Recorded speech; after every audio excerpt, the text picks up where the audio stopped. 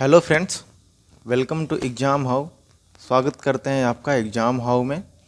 हमारा जो डिस्कशन चल रहा था ग्रेविटेशन टॉपिक पे चल रहा था, ग्रेविटेशन चैप्टर पे चल रहा था। पहले वीडियो में हमने सारे जो भी बेसिक डेफिनीशन थे वो हमने समझा है। जो भी समझने वाली चीज़ें थी हमने वो पहले वीडियो में देख लिया है। अगर आपने अभी तक ग्रेविटेशन का पहला वीडियो नहीं देखा है तो पहले आप जाएं उसको देखें, उसके बाद ही आप इसको देखें तो आपके लिए ये वीडियो ज़्यादा बेनिफिशियल होगा। उसमें हर चीज़ को हमने समझा है, मैंने अलग अलग तरीक़ों से समझाने की पूरी कोशिश की है। इस वाले वीडियो में हम क्या करने वाले हैं कि जो भी थ्योरेटिकल डेफिनीशन है जो आप में आपके बुक में दिया हुआ है उस तरह करेंगे और एक या दो क्वेश्चन करेंगे ताकि हम टॉपिक को या चीज़ों को बेहतरीन ढंग से समझ सकें। तो बिना किसी देरी के स्टार्ट करते हैं अपना ये वीडियो।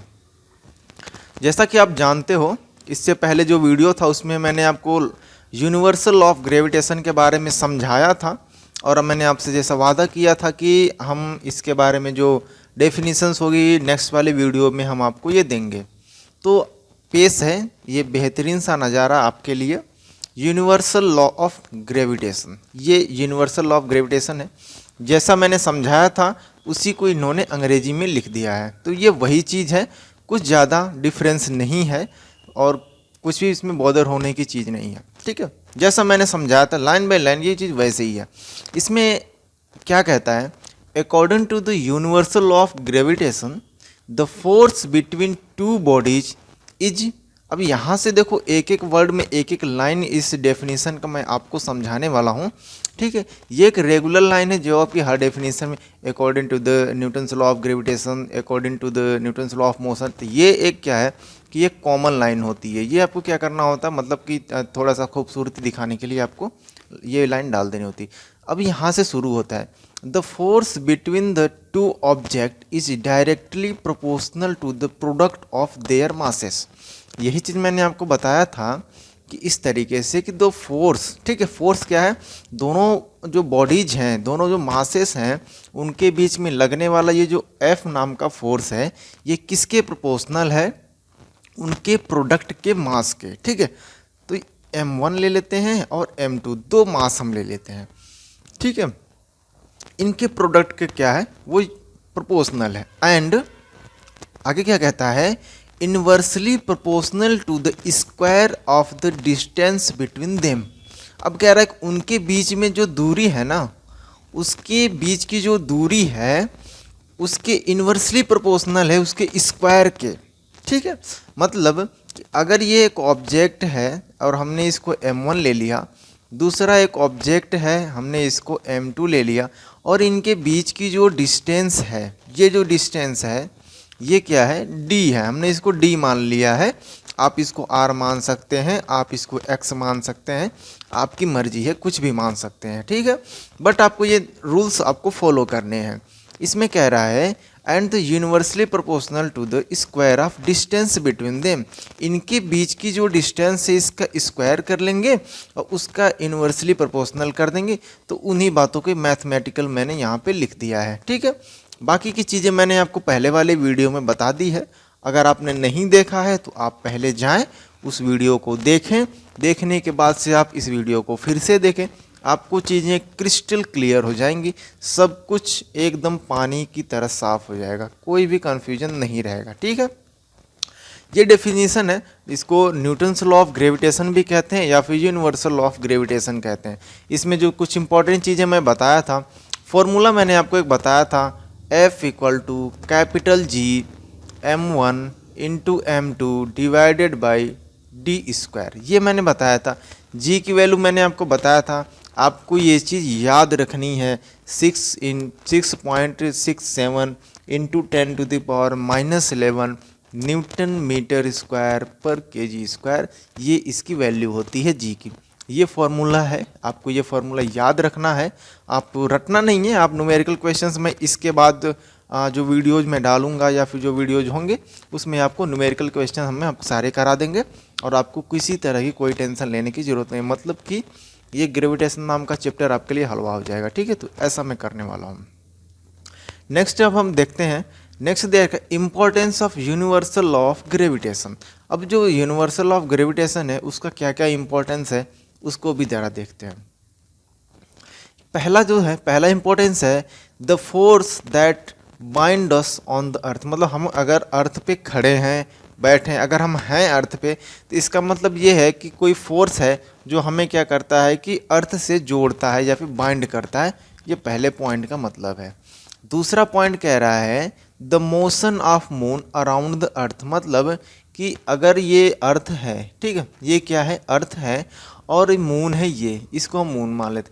ये जो मोशन होता है मून का, ये किसकी वजह से होता है, ग्रेविटेशन की ही वजह से होता है। ठीक है, किसकी वजह से होता है, ग्रेविटेशन की वजह से होता है। सिमिलर इसी वे में थर्ड पॉइंट क्या कह रहा है, the motion of planet around the sun. अब सारे जो प्लेनेट हैं उनका मोशन जो सन के अराउंड होता है, मतलब कि ये सन है, ठीक है, ये क्या है, सन है, और इसके अराउंड आप देखोगे कि जो भी प्लैनेट्स हैं इस तरीके से जो मूव करते हैं, किसकी वजह से करते हैं, ये सिर्फ और सिर्फ ग्रेविटेशन की ही वजह से करते हैं। यही इस पॉइंट का कहने का मतलब है। नेक्स्ट पॉइंट है ये है कि the tide due to the moon and the sun. आपने सुना होगा कि ज्वार और भाटा समुद्र में आते रहते हैं, जो समुद्र के किनारे इलाके हैं। जैसे अगर आप कभी गोवा गए होगे, अगर आप कभी मुंबई गए होगे, तो वहाँ पे आप देखे होगे जो बीच है वहाँ पे क्या है, ज्वार और भाटा आते हैं। तो वो भी आपको सिर्फ ग्रेविटेशन की ही वजह से आते हैं। मतलब कि जब मून अर्थ के थोड़ा सा नज़दीक आ गया तो ये अब क्या करता है कि फोर्स लगता है अपने तरफ, ये एक्सट्रैक्ट करता है, एक फोर्स लगता है जो खींचता है, जिसकी वजह से क्या होता है कि समुद्र में कुछ उथल पुथल होती है। हम इसी को क्या बोलते हैं, ज्वार और भाटा के नाम से जानते हैं। तो ये चार जो पॉइंट हैं आपको क्लियर हो जाने चाहिए। मैं एक बार बोलो तो फिर से बताता हूँ। अगर आपको ये वीडियो पसंद आ रहा है तो आप इसको लाइक ज़रूर करना और चैनल को सब्सक्राइब करना मत भूलना। हम आपका ये जो 9th क्लास का जो NCERT साइंस है, ये हम आपको बहुत ही बेहतरीन तरीके से समझाने वाले हैं। बहुत ही अच्छे तरीके से हम पूरा करेंगे इसको। आपको इसमें टेंशन लेने की ज़रूरत नहीं है, ठीक है। थोड़ा सा टाइम लग सकता है क्योंकि मुझे थोड़ा टाइम मिलता नहीं है, बट फिर भी मैं पूरी कोशिश करता हूँ, पूरी मेहनत करता हूँ कि आपको मैं हर चीज़, हर पॉइंट बता सकूँ। तो इस वीडियो को आप लाइक ज़रूर करना और चैनल को अगर आपने अभी तक सब्सक्राइब नहीं किया है, चैनल को सब्सक्राइब जरूर कर लेना। 4 पॉइंट आपको ये क्लियर हो जाने चाहिए। पहला पॉइंट में देखो, फिर से मैं रिपीट करता हूँ, हम अगर अर्थ पे खड़े हैं तो किस वजह से, ग्रेविटेशन की वजह से। चांद जो अर्थ की तरफ घूमता है किसकी वजह से, ग्रेविटेशन की वजह से। जो जितने भी ग्रह हैं वो सूर्य की तरफ, अगर सूर्य के अराउंड घूमते हैं किसकी वजह से, ग्रेविटेशन की वजह से। समुद्र में जो ज्वार भाटा आता है किसकी वजह से, ग्रेविटेशन की वजह से। तो ये 4 पॉइंट आपको ये क्लियर हो जाने चाहिए, ताकि अगर आप एग्जामिनेशन में लिखो तो ये मतलब आप इसको अपने हिसाब से लिख सकते हो। इसमें रटने रटाने वाली कोई चीज़ नहीं है। देखो, रटना तो एकदम है ही नहीं, क्योंकि अगर आप अभी से फिजिक्स को रटना स्टार्ट कर दोगे तो फिर आप हाई स्कूल में, उसके बाद +2 में, तो +2 में आपके मतलब सर से ऊपर जाने लगेगा।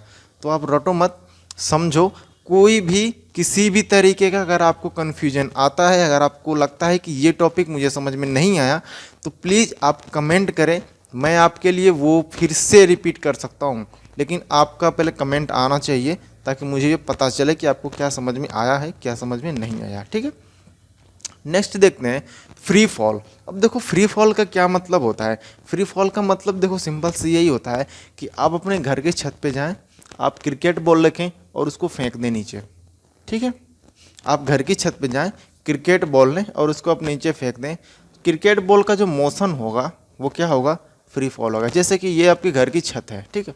और छत पे आप जाते हैं और यहाँ पे आप खड़े होके, ठीक है, और क्रिकेट बॉल को ऐसे फेंक दिया आपने, तो क्रिकेट बॉल क्या हो गई, ये ग्राउंड है, ये ग्राउंड है। क्रिकेट बॉल यहाँ तक घूमते हुए आई और उसके बाद से ग्राउंड पे क्या हुआ, स्ट्राइक कर गई, ठीक है। यहाँ से जब से आपने फेंका है यहाँ पे, और यहाँ से लेकर के यहाँ तक आप देखोगे कि किसी भी तरीके का कोई फोर्स नहीं लगाया, बस आपने उसको एक बार फेंक दिया। आपने हाथ से जैसे ही बॉल निकली और ग्राउंड तक आने तक वो जो मोशन होगा उसी को हम फ्री फॉल बोलते हैं। एक अलग तरीके से और थोड़ी खतरनाक तरीके से हम इसको समझते हैं कि जैसे आप लिफ्ट में ऊपर जा रहे हो, ऊपर गए और आपने पहुंच गए, आप 100वें माले पे आप पहुंच गए या फिर 700 फ्लोर पे आप पहुंच गए। उसके बाद जैसे ही आपने वहाँ पे नीचे आने के लिए लिफ्ट की बटन दबाई, क्या होता है कि लिफ्ट की जो वायर होती है वो टूट जाती है। जैसे ही लिफ्ट की वायर टूटेगी आपका पूरा मोशन वो फ्री फॉल होगा। फ्री फॉल में सबसे जो इम्पोर्टेंट चीज़ होती है कि जो बॉडी है उसका जो वेट होता है, देखो मैं वेट की बात कर रहा हूँ, जो वेट होता है ना वो जीरो हो जाता है। ठीक है, वेट क्या होता है, जीरो हो जाता है। और ये आप याद रखना, वेट हमेशा देखो फ्री फॉल कंडीशन में वेट जीरो हो जाता है, मास जीरो नहीं होता है, क्योंकि मास कुछ ना कुछ होता ही है। ठीक है, मास जीरो नहीं होता है, वेट जीरो हो जाता है, क्योंकि किसी तरीके का कोई फोर्स नहीं लगता है, इस वजह से क्या होता है, वेट इसका जीरो हो जाता है। ये चीज़ आपको थोड़ी सी ध्यान रखनी, कॉन्सेप्ट अभी से आप क्लियर कर लो, आगे चल के आपके लिए बहुत ये काम आने वाला है। ठीक है, तो फ्री फॉल में आपको क्या लिखना है कि अगर हम किसी भी बॉडी को, या फिर आपके बुक में एनसीईआरटी में यही दिया हुआ है, इसी तरीके से इसमें एनसीईआरटी में जो एक्सप्लेन किया हुआ है कि किसी भी जो ऑब्जेक्ट अगर वो फ्री फॉल करता है, इसका मतलब कि आपने कोई भी छत से या फिर पेड़ से जैसे सेब गिरा तो वो क्या है, फ्री फॉल है। तो वही बात है, यहाँ पे क्या हो जाएगा, वेट कितना हो जाएगा, जीरो हो जाएगा। जैसे कि एक हम आपको और बेहतरीन एग्जांपल देते हैं। अभी मैंने आपको जैसे बताया कि अगर लिफ्ट है, लिफ्ट का वायर टूट गया और आप अचानक से नीचे आने लगते हो, अगर उस वक्त अगर आपके पास एक वेगिंग स्केल हो या फिर वेट मेजर करने की कोई मशीन हो, और उस पर जब आप खड़े हो जाओगे तो आपका वेट जीरो आएगा। इसी को हम कंडीशन में क्या कहते हैं, फ्री फॉल बोलते हैं। इसीलिए मैंने आपको बताया फ्री फॉल में क्या होता है, वेट जीरो होता है, बट मास क्या होता है, वो कॉन्स्टेंट होता है, मास आपका रहता है। नेक्स्ट है to calculate the value of small जी।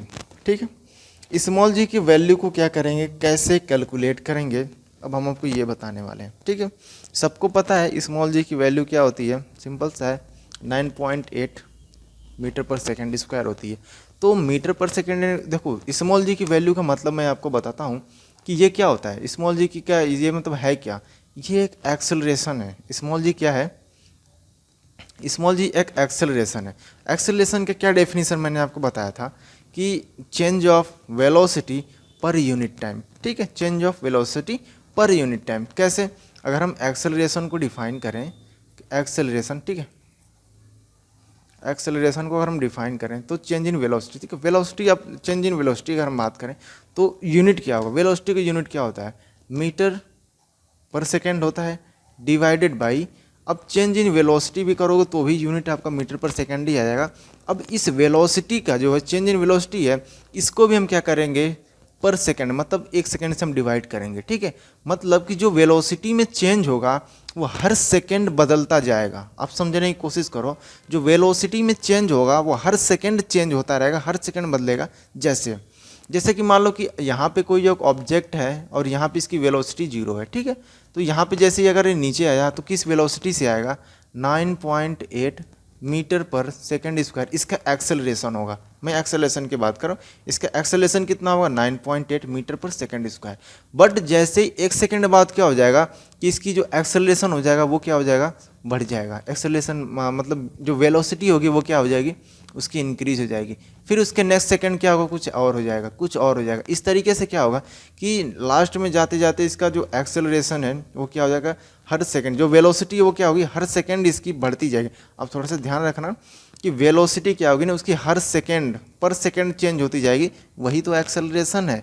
अगर पहले सेकंड में इसकी वेलोसिटी 9.8 थी तो दूसरे सेकंड में इसकी डबल हो जाएगी, तीसरे सेकंड में इसकी ट्रिपल हो जाएगी। तो इस तरीके से आप इस चीज़ को समझ सकते हो कि ये एक्सेलरेशन क्या। अभी तक मैंने आपको क्या बताया कि एक्सेलरेशन क्या होता है, ये मैंने आपको बताया। ठीक है, अब समझते हैं कि जो स्मॉल जी है इसकी वैल्यू को हम कैसे कैलकुलेट करें।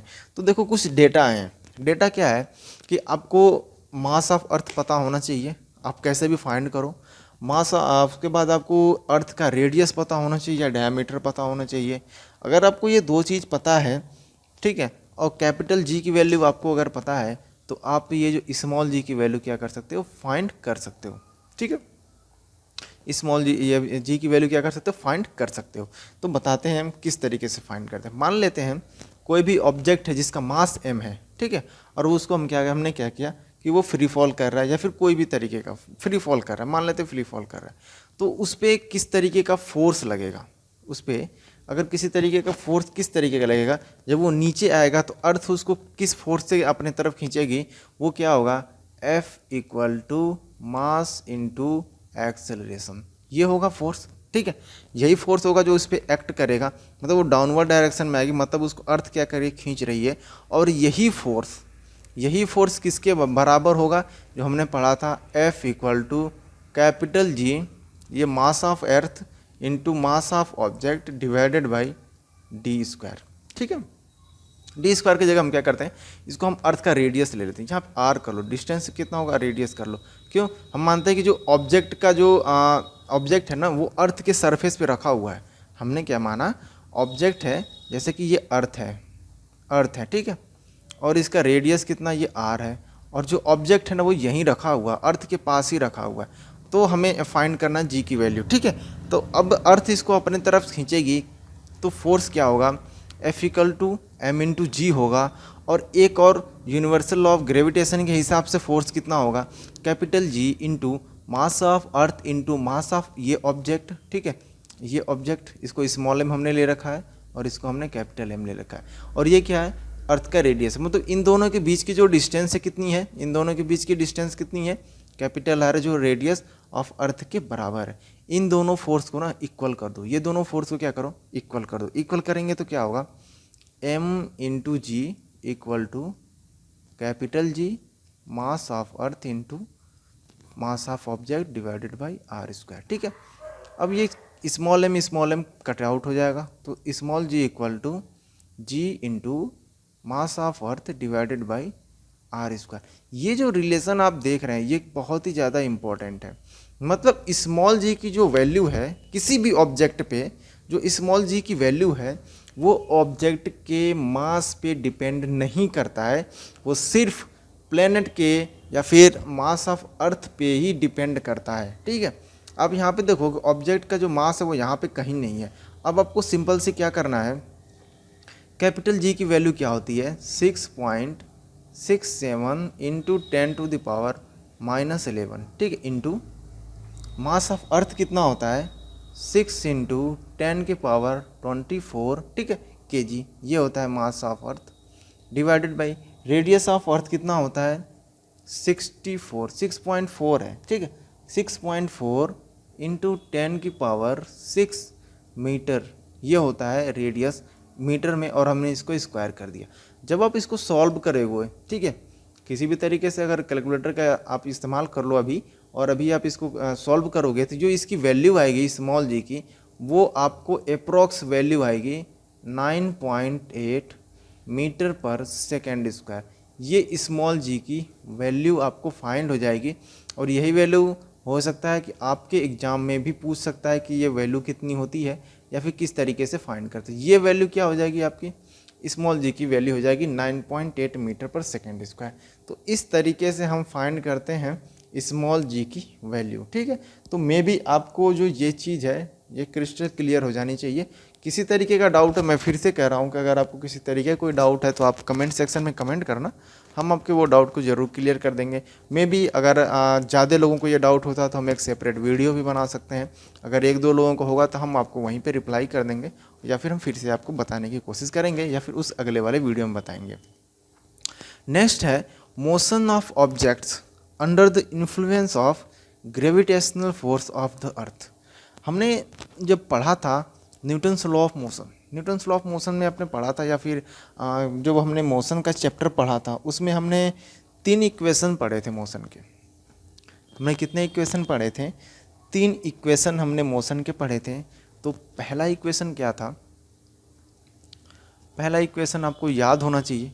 जो पहला इक्वेशन था वो ये था v equal to U plus A into T, ये पहला इक्वेशन था।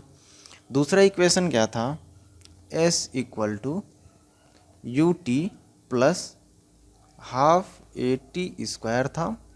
और जो थर्ड वाला इक्वेशन था वो क्या था, v square equal to U square plus 2a into S. ये था 3 इक्वेशंस हमने ये पढ़े थे, जहाँ पे v क्या था, फाइनल वेलोसिटी थी, v क्या था, फाइनल वेलोसिटी थी, u क्या था, इनिशियल वेलोसिटी थी, u क्या था, इनिशियल वेलोसिटी, u क्या था, इनिशियल वेलोसिटी, t क्या था, टाइम था,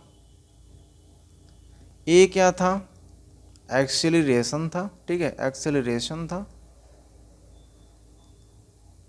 और एस क्या था, डिस्प्लेसमेंट था।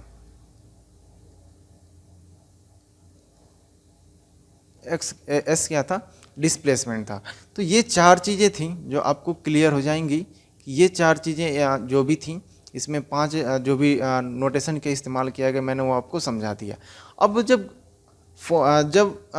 ये जो मोशन है पहले एक्सेलरेशन ए के अकॉर्डिंग होता था या फिर कोई फोर्स लगाया जाता था, बाहर से कोई फोर्स लगाया जाता था, बट यहाँ पे जो बाहर से कोई फोर्स नहीं लगाएंगे, कोई एक्सटर्नल फोर्स नहीं लगेगा, यहाँ पे सिर्फ एक ग्रेविटेशनल फोर्स लगेगा। तो ग्रेविटेशनल फोर्स की वजह से एक एक्सेलरेशन होता है जिसे हम क्या बोलते हैं, स्मॉल जी के नाम से हम उसको जानते हैं, और इसकी वैल्यू 9.8 होती है।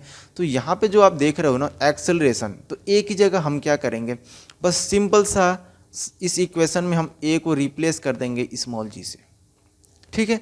ये चीज़ आपको पता होनी चाहिए, ए को हम क्या करेंगे, स्मॉल जी से रिप्लेस कर देंगे, ठीक है। डिफरेंस क्या होगा, देखो डिफरेंस थोड़ा सा डिफरेंस है जो मैं आपको यहाँ पे क्लियर करता हूँ कि क्या डिफरेंस होगा।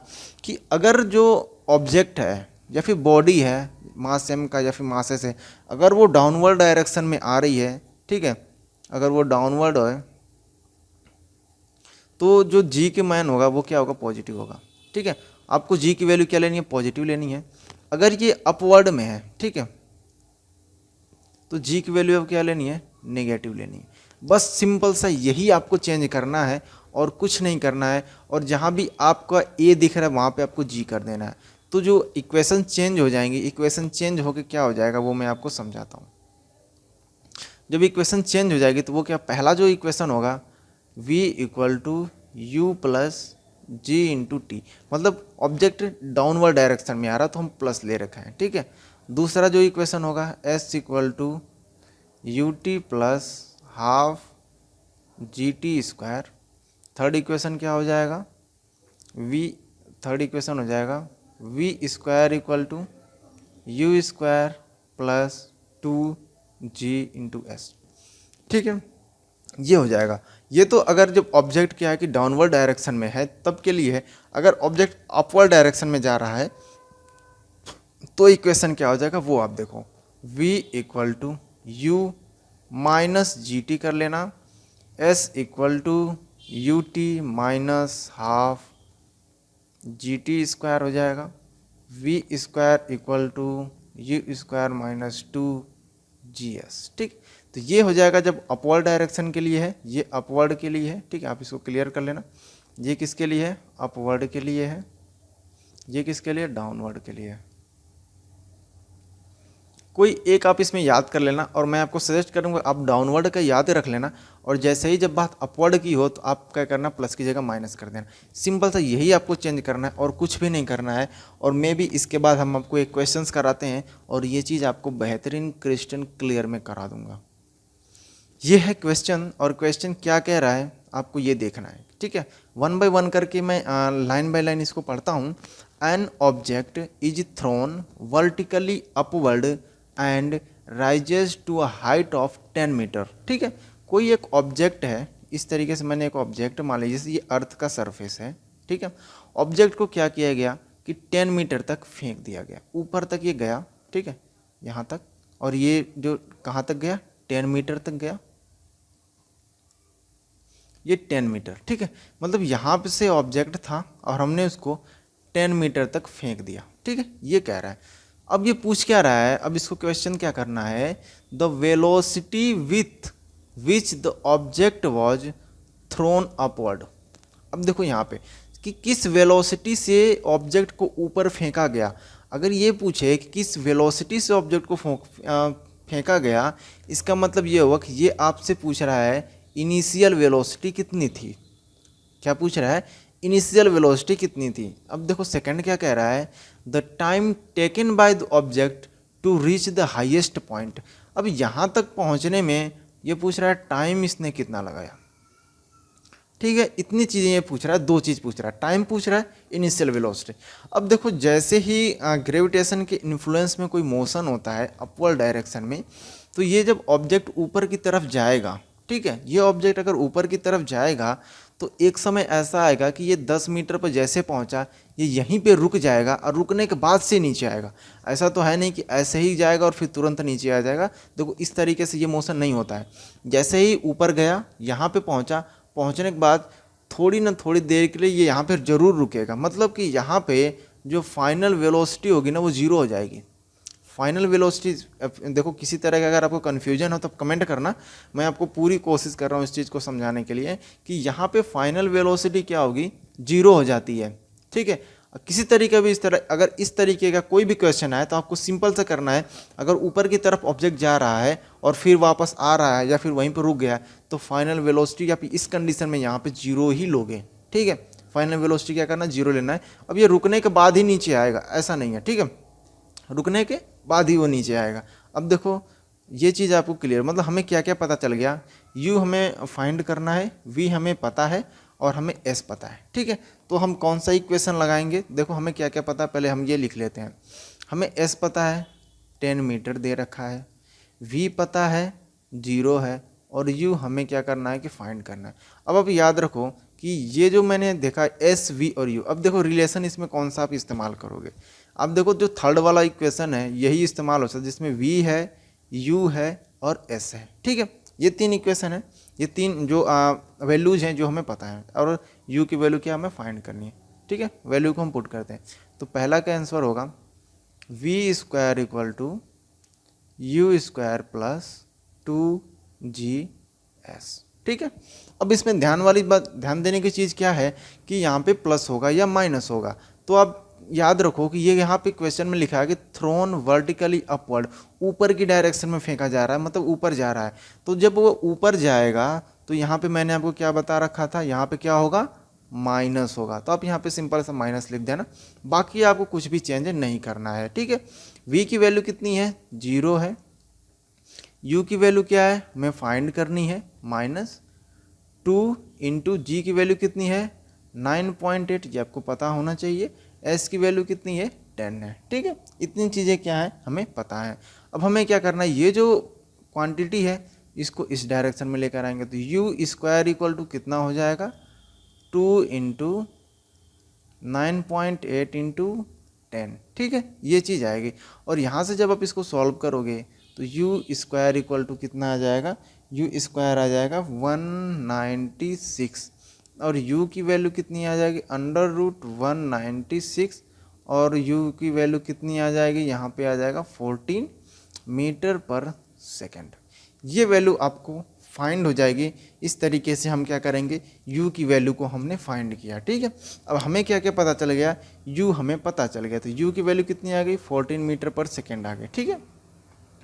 अब दूसरा वाला क्वेश्चन देखो, the time taken by the object to reach the highest point.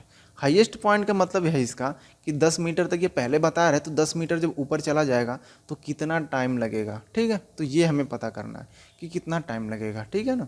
तो अब इसमें देखो हम थोड़ा सा दूसरा इक्वेशन का इस्तेमाल करेंगे। ठीक है। इसको मैं इरेज कर देता हूँ इन सारी चीज़ों को। और अगर आपको ये चीज़ें पहले से पता हैं, अगर आप इंटरेस्टेड हो, अगर आप कर सकते हो तो थोड़ा आप इसको खुद से सॉल्व करने की आप कोशिश करें ये इसमें कौन सा इक्वेशन का हमने इस्तेमाल करना है। ठीक है।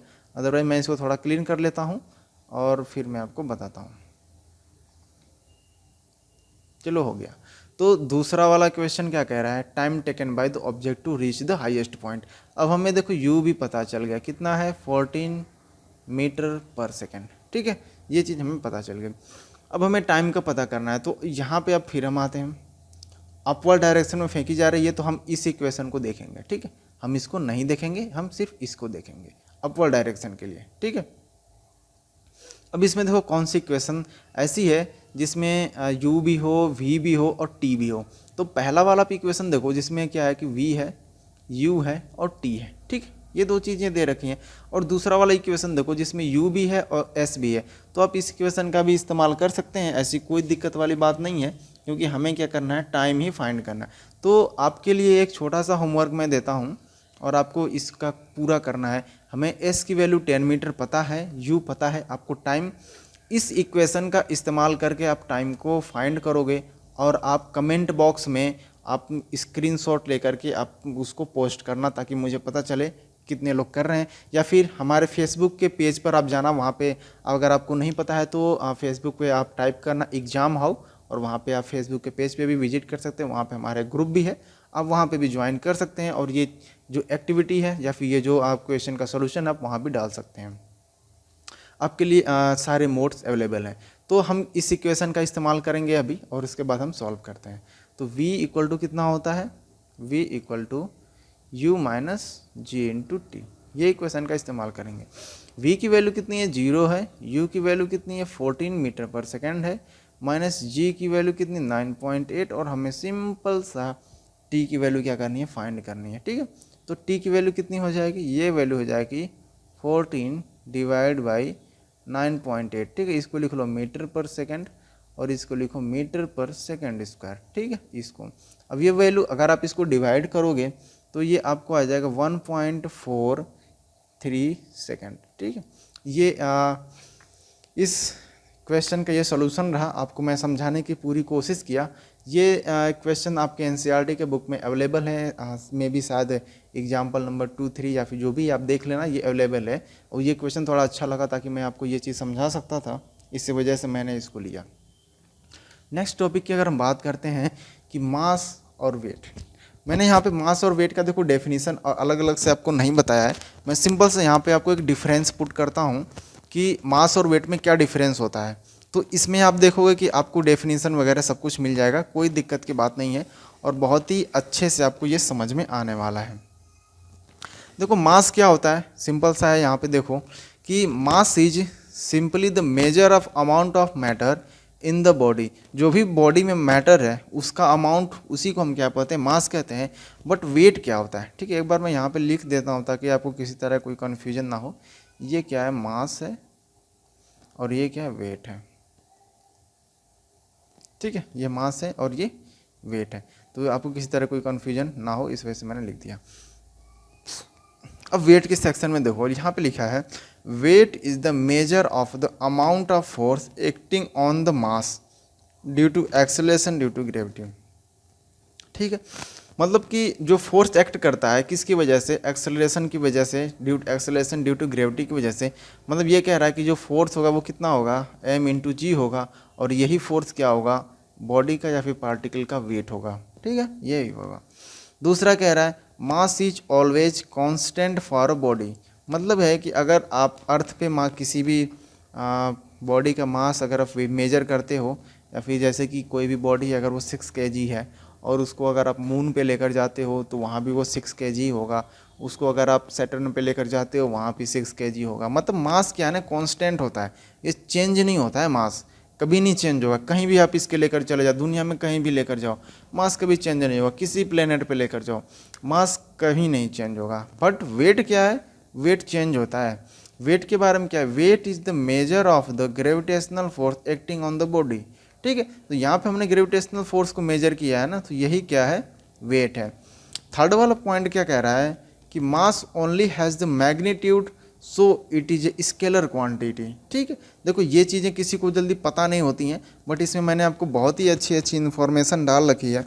अगर आपको ये वीडियो पसंद आ रहा हो तो आप इसको लाइक ज़रूर कर देना, और जो अगर चैनल को सब्सक्राइब नहीं किया है तो आप इस चैनल को सब्सक्राइब जरूर कर लेना। मास कैसी क्वांटिटी है, एक मास एक स्केलर क्वांटिटी है, क्योंकि मास में सिर्फ और सिर्फ मैग्नीट्यूड होता है। ठीक है, सिर्फ मैग्नीट्यूड होता है, इस वजह से ये स्केलर क्वांटिटी है। वेट क्या कह रहा है, weight has both magnitude and direction towards the centre of gravity and so it is a vector quantity. अब वेट कह रहा है कि जैसे अगर वेट है, वेट किधर एक्ट करता है, हमेशा आप देखोगे कि वो मास ऑफ जो भी अर्थ के सेंटर की तरफ, मतलब हमेशा वो डाउनवर्ड डायरेक्शन में एक्ट करता है। तो उसका क्या है कि एक डायरेक्शन है कि वो हमेशा डाउनवर्ड ही एक्ट करेगा, और मैग्नीट्यूड तो होता ही है, तो जिसकी वजह से हम इसको क्या कहेंगे, वेक्टर क्वांटिटी कहेंगे। तो आपको ये चीज़ पूरी तरीके से याद रखनी है कि मास क्या होता है, स्केलर क्वांटिटी होता है, और वेट क्या होता है, वेक्टर क्वांटिटी होता है। तो ये आपको क्लियर हो जाना चाहिए।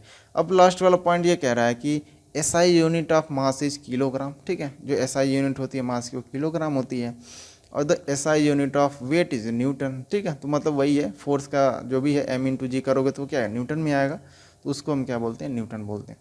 तो ये सिंपल सा रहा आपके लिए मास और वेट का डिफरेंस रहा। मे बी आपको दोनों चीज़ 1 बाय 1 कर क्लियर हो गई होगी। अगर आप नोट्स बना रहे होगे तो इस चीज़ को आप ज़रूर लिख लेना, काफ़ी बेनिफिशियल है ये आपके लिए। नेक्स्ट कह रहा है weight of an object on the moon. ठीक है, जैसा कि मैंने आपको बताया कि मास क्या है, कि मास अगर अर्थ पे जो भी है वो क्या होगा, कांस्टेंट है। मतलब कि अगर कोई भी ऑब्जेक्ट है, अगर वो 6 kg का है और अगर आप मून पे जाते हो तो वहाँ भी वो 6 kg का ही रहेगा, चेंज नहीं होगा। बट वेट के केस में क्या है कि चेंज हो जाता है। अब यहाँ पर हम देखेंगे कि अगर कोई ऑब्जेक्ट है, अगर उसका मान लो वेट है 10 न्यूटन है और अगर हम उसको मून पे लेकर जाएंगे तो उसका वेट कितना हो जाएगा, तो यही हम आपको यहाँ पे डिस्क्राइब करने वाले हैं। ठीक है, तो इस चीज़ को समझने के लिए आपको जो यूनिवर्सल लॉ ऑफ ग्रेविटेशन है फिर से हम उसको क्या करेंगे, यहाँ पे इम्प्लांट करेंगे। ठीक है, तो इम्प्लांट करते हैं। तो अगर हम वेट की बात करें, ठीक है, फोर्स इक्वल टू कितना होता है, फोर्स थोड़ा सा मैं चेंज कर देता हूँ इसको कलर, ये है force equal to capital G into mass of earth ले लेते हैं हम। ठीक है, मास ऑफ अर्थ ले लेते हैं इंटू कि कोई भी ऑब्जेक्ट है जिसका हमने मास ले लिया divided by radius of earth का हमने इसका स्क्वायर कर दिया। और ये जो आप फोर्स देख रहे हो ये किसके बराबर होगा, इसी को हम क्या बोलते हैं, एम इंटू जी, या फिर हम इसी को बोलते हैं क्या, वेट। तो वेट ऑफ अर्थ हमने ले लिया डब्ल्यू ई। ठीक है, हम वेट की बात कर रहे हैं तो ये वेट हो गया। वेट कितना है, एफ के बराबर होगा फोर्स, जो हमने आपको बताया था वेट की यूनिट या फिर वेट का मात्रक क्या होता है, न्यूटन होता है, तो हमने वहाँ पे लिखा। ठीक है, अब हम बात करते हैं कि अगर हम मून पे चले जाएं तो मून का जो वेट होगा मून पे वो कितना होगा, तो वो देखो कितना होगा, capital G same equation, mass of moon into object का मास। देखो ऑब्जेक्ट का मास जो होगा, मास चेंज नहीं होगा, तो जो अर्थ पे जो मास m है वही मास आपको मून पे भी मिलेगा, कोई चेंज नहीं होगा। और यहाँ पे आप देखोगे मून का रेडियस का स्क्वायर, ये सिंपल सी चीज़ करनी है आपको। ठीक है, अब देखो मैं थोड़ा सा इसको एडिट करता हूँ यहाँ पे, और मैं इसको और अच्छे तरीके से लिख देता हूँ ताकि आपको समझ में आ जाए। ठीक है, यहाँ पे हम इसको क्या करते हैं, वेट। ठीक है, वेट ऑन अर्थ। अब देखो इनको क्या करना है, इन दोनों को डिवाइड कर देना इस तरीके से। ठीक है, क्या करना है, हमें डिवाइड कर देना है। जब डिवाइड करेंगे तो आप यहाँ पे देखो जो कैपिटल जी है, ठीक है, क्या है, कैपिटल जी से कैंसल आउट हो जाएगा, स्मॉल एम से स्मॉल एम कैंसल आउट हो जाएगा, और ये जो आर आप देख रहे हो ये ऊपर चला जाएगा और ये जो आर है वो क्या आ जाएगा, नीचे आ जाएगा। ठीक है, तो रेशियो क्या हो जाएगा, रेशियो का मतलब हमने इसको डिवाइड किया तो ये क्या हो जाएगा। अब हम यहाँ पर देखते हैं कि weight on earth divided by weight on moon equal to कितना हो जाएगा, mass of earth divided by R square into, अब ये जो आर है वो ऊपर की तरफ चला गया तो यहाँ पे लिखेंगे रेडियस ऑफ मून का square divided by mass of moon. ठीक है, यहाँ पे क्या लिखेंगे, मास ऑफ मून। ये हो गया, ये इक्वेशन हमें फाइंड हुई। अब हम क्या करेंगे कि इनकी हम वैल्यू पुट करेंगे। हमें मास ऑफ अर्थ पता है, रेडियस ऑफ अर्थ पता है, मास ऑफ मून पता है और रेडियस ऑफ मून भी पता है, सारा हमें ये चीज़ें पता है। तो इसको हम किस तरीके से लिखेंगे, weight on earth divided by weight on moon equal to mass of earth मैंने आपको बताया था 5.98, जैसे कि आपको मैंने 6 बताया था बट ये उसके नियरली ये एग्जैक्ट वैल्यू है। ठीक है, इंटू 10 की पावर 24 इंटू 10 की power 24 divided by R square radius का स्क्वायर 6.37 इंटू 10 की पावर 6 का स्क्वायर कर देंगे। ठीक है, इंटू मैं थोड़ा सा इस यहाँ पे लिख देता हूँ ये वैल्यू। ठीक है, रेडियस ऑफ मून देखो जो होता है, रेडियस ऑफ मून कितना होता है 1.74 इंटू 10 टू द पावर 6 का स्क्वायर कर देंगे। ये आप थोड़ा सा ध्यान देना, ये स्क्वायर है, स्पेस नहीं है, इसकी वजह से ऐसा लिखना पड़ रहा है। Divided by mass of moon, mass of moon क्या 7.36 इंटू 10 की पावर 22। ठीक है, 22। इस तरीके जब आप इसको सॉल्व करोगे तो weight on earth divided by weight on moon equal to जो आपको फाइंड होगा वो होगा 6। ठीक है, ये 6 मतलब नियरली ये 6 मिलेगा, एग्जैक्ट 6 नहीं मिलता है, एग्जैक्ट 6 नहीं होगा बट नियरली उसके 6 के नियरली मिल जाता है। ठीक है, देखो जो 6 है इसको हम क्या ऐसे लिख सकते हैं 6/1, कोई चेंज नहीं है, हमने कोई चेंज नहीं किया। 6 को हम 6/1 भी लिख सकते हैं, ठीक है। यहाँ पे इसका मतलब है अगर कोई भी ऑब्जेक्ट, कोई भी बॉडी अगर अर्थ पे, ठीक है, अर्थ पे उसका वेट अगर 6 kg है, ठीक है, अर्थ पे अगर उसका वेट 6 kg है तो मून पे कितना होगा, 1 kg होगा। या फिर अगर हम आपको इस तरीके से समझाना चाहते हैं कि weight on moon equal to कितना हो जाएगा, 1/6 वेट ऑन अर्थ। ये इक्वेशन आप याद रखना, ये इक्वेशन काफ़ी इंपॉर्टेंट है आपके लिए कि इस तरीके से, ठीक है। जैसे अगर मैं आपको समझाना चाहूँ, ये इक्वेशन आप थोड़ा लिख लो इसको, और अगर आप इन सारी चीज़ों को लिखना चाहो तो थोड़ा स्क्रीनशॉट ले लो, ज़्यादा बेटर होगा आपके लिए और काफ़ी दिक्कत नहीं होगी, ठीक है। ये चीज़ आप समझ लो इसको थोड़ा, मैं स्क्रीन को क्या करने वाला हूँ, क्लियर करने वाला हूँ, ठीक है। और एक छोटा सा क्वेश्चन आपको मैं करवाने की कोशिश करूँगा। जैसे कि हमने ले लिया कोई भी ऑब्जेक्ट है, ठीक है, कोई भी ऑब्जेक्ट है, जैसे कि हमने उसका मान लिया वेट कितना है, कोई भी हम एक ऑब्जेक्ट ले लेते हैं, ये ऐसे ले लेते हैं, ठीक है। कोई भी ऑब्जेक्ट है, ठीक है, कोई भी ऑब्जेक्ट है, उसका देखो जो मास है ना, उसका क्या मास है, अर्थ पे कितना है, 60 kg है। मास कितना है, 60 kg है, ठीक है। अर्थ पे कितना मास है उसका, 60 kg है। अर्थ पे मैं फिर से बता रहा हूँ कि मास कितना है, 60 kg है। तो मून पे कितना होगा, आपको बताना है मून पे कितना होगा, मून पे मास कितना होगा। देखो कोई कन्फ्यूजन की आपको होना नहीं चाहिए, मास हमेशा चेंज नहीं होता है, ये कांस्टेंट होता है। तो मून पे भी वो 60 kg होगा, ठीक है। ये चीज़ क्लियर होनी चाहिए आपको, मास चेंज नहीं होगा। अब हम बात करते हैं वेट की। अगर अर्थ पे उसका वेट अगर 60 kg है तो आपको बताना है कि मून पे उसका वेट कितना होगा, ठीक है। अभी मैंने आपको इक्वेशन बताया, ये इक्वेशन आप ध्यान दो कि अच्छा उसको मैंने क्लियर कर दिया, ठीक है। तो वेट ऑफ मून, ठीक है, weight on moon, weight on moon equal to कितना हो जाएगा, 1/6 ऑफ वेट ऑफ अर्थ। तो इक्वल टू करो 1/6 वेट ऑन अर्थ कितना है, 60 kg है, इक्वल टू आप इसको कट करोगे तो ये 10 टाइम्स में चला जाएगा और यहाँ पे आ जाएगा 10, ठीक है, 10 हो जाएगा और ये 10 न्यूटन हो जाएगा। अब यहाँ पे इसको केजी हटा के यहाँ पे न्यूटन कर लेना, ऐसे न्यूटन। तो कितना वेट हो जाएगा, 10 न्यूटन। मतलब वेट ऑन मून कितना हो जाएगा, 10 न्यूटन हो जाएगा।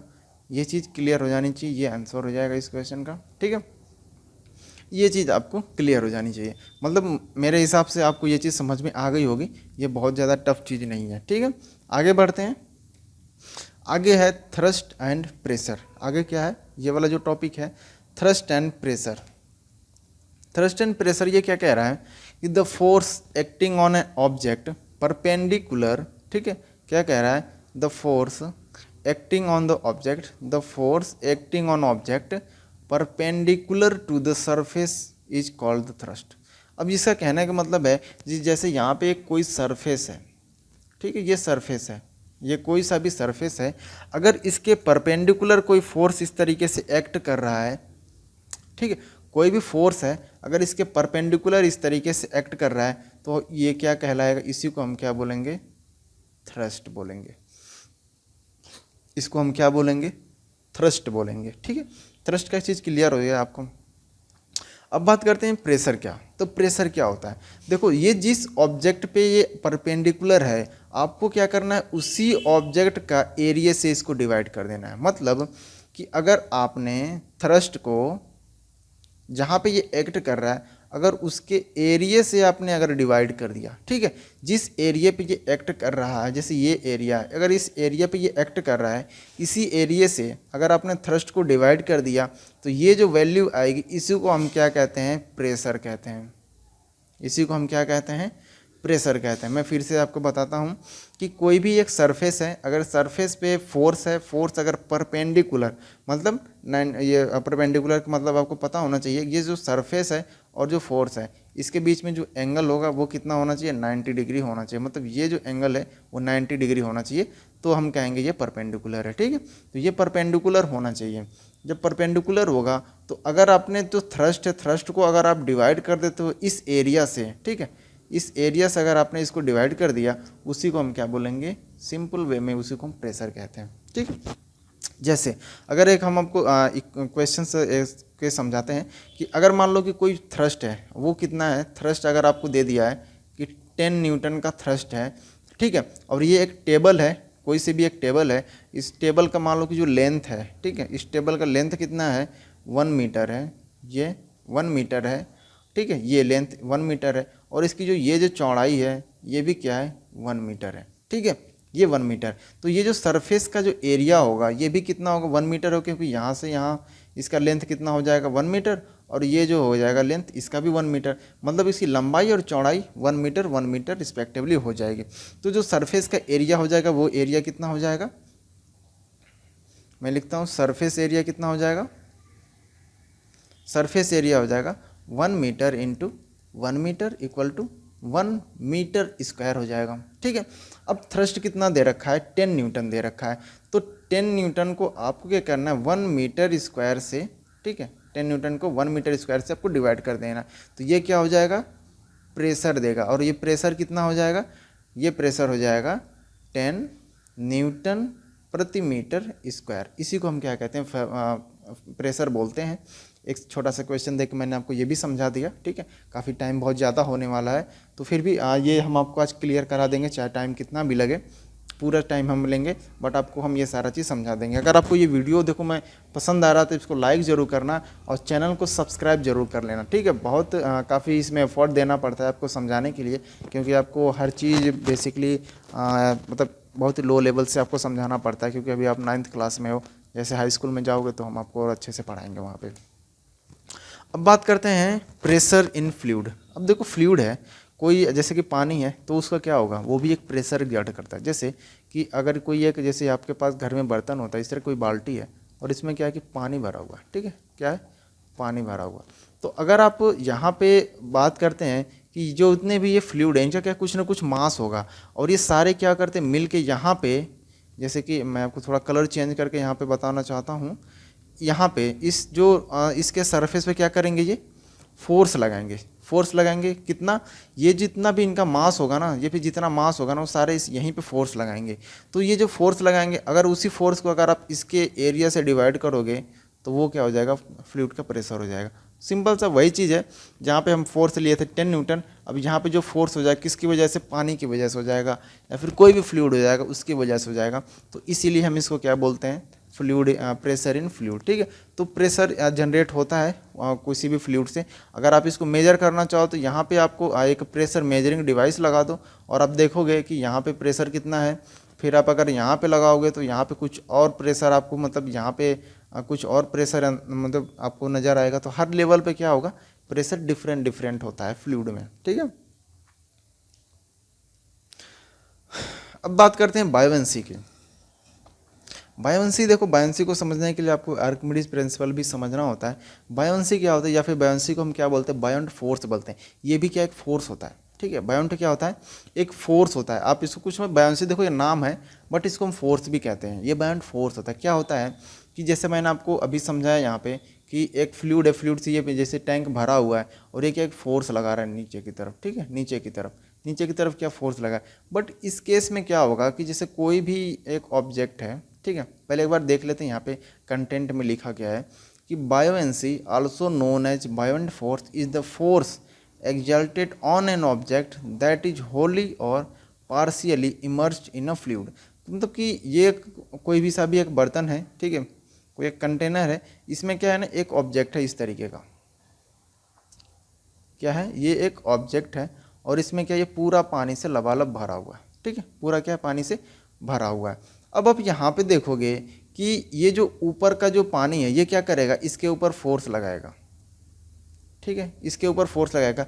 और नीचे जैसे आप देखोगे कि नीचे वाला पानी क्या करेगा, इसको रिएक्शन फोर्स होगा, ये ऊपर की तरफ इसको धक्का देगा, ठीक है। स्टेटमेंट देखो क्या कह रहा है, ये चीज़ आपको समझ में आ गई। स्टेटमेंट देखते हैं क्या कह रहा है कि buoyant is the force exerted on the object that is wholly or partially emerge in the fuel. अगर ये जो पूरा जो भी फोर्स है ना, इसी को हम क्या बोलेंगे बायोवेंट फोर्स बोलते हैं। इसी को हम क्या बोलते हैं बायोवेंट फोर्स बोलते हैं, ठीक है। इसके बाद देखो हम आर्किमिडीज को, जैसे आर्किमिडीज पे रेस्पॉन्स समझेंगे तो बायोवेंट फोर्स आपको थोड़ा सा और अच्छे से क्लियर होगा, ठीक है। नेक्स्ट है आर्किमिडीज प्रिंसिपल, आर्किमिडीज प्रिंसिपल है, ये देखो ये एग्जाम में आता है, ये इंपॉर्टेंट है। बायोंट फोर्स के बारे में आपको सिर्फ डेफिनेशन ही पूछ लेगा, बट आर्किमिडीज में ये आपको पूरा स्टेटमेंट पूछता है, ठीक है। एग्जाम में पूछता है कि एक्सप्लेन द आर्किमिडीज प्रिंसिपल, तो आपको ये थोड़ा चीज़ समझनी होगी, ठीक है। और आपको ये जो है ना लाइन बाय लाइन मैं आपको बताऊँगा और आपको उसी तरीके से चीज़ को क्या करना समझना है। इसमें लिखा है when a body is emerged fully और पार्शियली, ठीक है। अब यहाँ पे देखो मैं थोड़ा सा इमेज बनाता हूँ।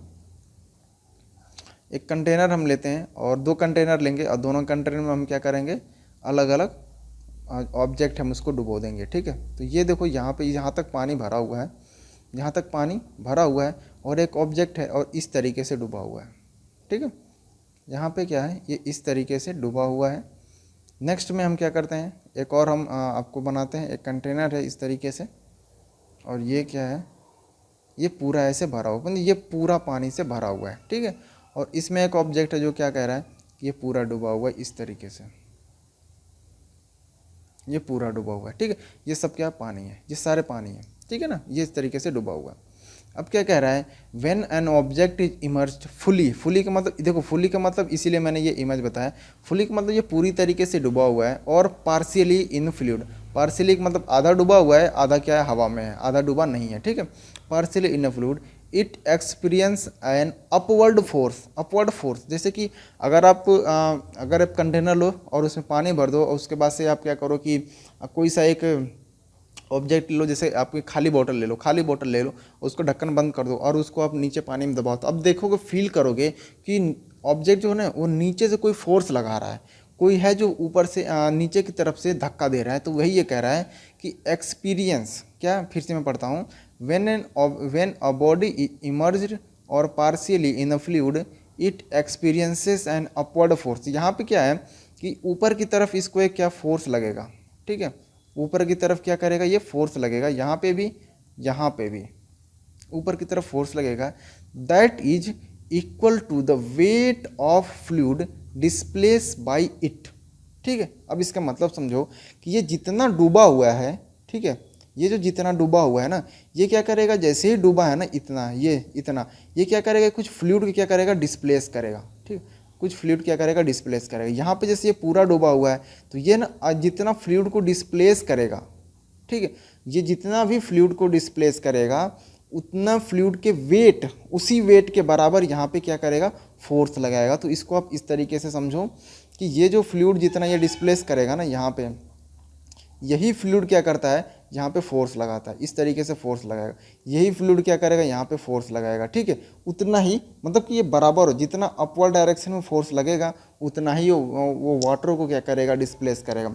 जैसा कि आप एक बाल्टी ले लो, उसमें पूरा क्या करो ना कि एकदम, मतलब जैसे बाल्टी मत, आप एक गिलास ले लो इस तरीके से, ठीक है, गिलास ले लो और उसको ना पूरा यहाँ तक ऐसे ऐसे करके पानी से भर दो, ऐसे करके पानी से इसको क्या करना, पूरा भर देना है आपको, ठीक है। जैसे ही पूरा भर जाए तो फिर आप क्या करना कि कोई सा एक टुकड़ा लेना, जैसे कि लोहे का ले लेना, आयरन का ले लेना, या फिर आप किसी भी ग्लास का ले लेना, जैसे आपने कोई एक छोटा सा टुकड़ा ले लेना, ठीक है, और उसको क्या करना, आप इसमें डाल देना। तो जैसे आप डालोगे ये क्या डूब जाएगा, पूरा यहाँ तक आ जाएगा। लेकिन जब ये आप डूबेगा तो यहाँ से कुछ ना कुछ वाटर क्या होगा ना कि नीचे की तरफ आएगा, ठीक है, मतलब गिलास से बाहर निकलेगा। आप उस वाटर को जब आप मेजर करोगे ना, उतना ही वेट इसके ऊपर, जो उतना ही वेट के बराबर का जो फोर्स होता है इसके ऊपर लगता है, वही है आर्किमिडीज प्रिंसिपल। इतने बेहतरीन तरीके से मैंने आपको ये चीज़ समझाया। अगर आपको ये वीडियो पसंद आता हो तो अभी भी आप इसको लाइक कर सकते हैं, और अगर आपने चैनल को सब्सक्राइब नहीं किया है तो इस चैनल को आप सब्सक्राइब जरूर कर लें। ये नेक्स्ट टॉपिक है, और ये थोड़ा सा, ये सिर्फ देखो डेफिनीसन है, इसमें ज़्यादा कुछ आपके सिलेबस में है नहीं इसके बारे में, तो उतना हम आपको नहीं बता पाएंगे, पर जितना आपको सिलेबस में हम उतना ज़रूर बता देंगे। और ये लास्ट टॉपिक है आज का। तो आप बात करते हैं किसके बारे में, रिलेटिव डेंसिटी के बारे में। किसके बारे में, रिलेटिव डेंसिटी। अब रिलेटिव डेंसिटी अगर आपको जानना है तो सबसे पहले आप ये समझो कि डेंसिटी क्या होती है। तो देखो डेंसिटी के बारे में क्या लिखा है, the density of a substance is defined as mass of unit volume, ठीक है। मतलब अगर हम डेंसिटी को डिफाइन करें कि डेंसिटी क्या होता है, तो आप सीधे लिखो, यहाँ पे लिखोगे मास डिवाइडेड बाय वॉल्यूम। यही होती है डेंसिटी, ठीक है, यही होती है क्या, डेंसिटी। ये मास m कर लेंगे, वॉल्यूम को v कर लेंगे। इसका जो यूनिट होता है, मास को किस में लिखते हैं, केजी में, वॉल्यूम को क्या लिखते हैं, मीटर क्यूब में। तो केजी पर मीटर क्यूब इसकी क्या होती है, यूनिट होती है। आपको ये चीज़ थोड़ा ध्यान रखना है। नेक्स्ट क्या कह रहा है, the relative density of substance is the ratio of its density to that of water. मतलब अगर हम रिलेटिव डेंसिटी की बात करें, रिलेटिव डेंसिटी, तो रिलेटिव डेंसिटी क्या होती है कि डेंसिटी क्या, कि जो सब्सटेंस का डेंसिटी होता है वो, आप यहाँ पे लिखो सब्सटेंस की density, density of substance divided by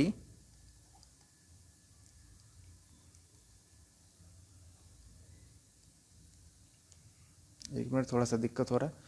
हाँ, ये चीज़ थोड़ी सी दिक्कत हुई, टेक्निकल प्रॉब्लम हो रही है, बस हम इसको सॉल्व करते हैं। हाँ, सही हो गया। तो यहाँ पे क्या करना है हमें,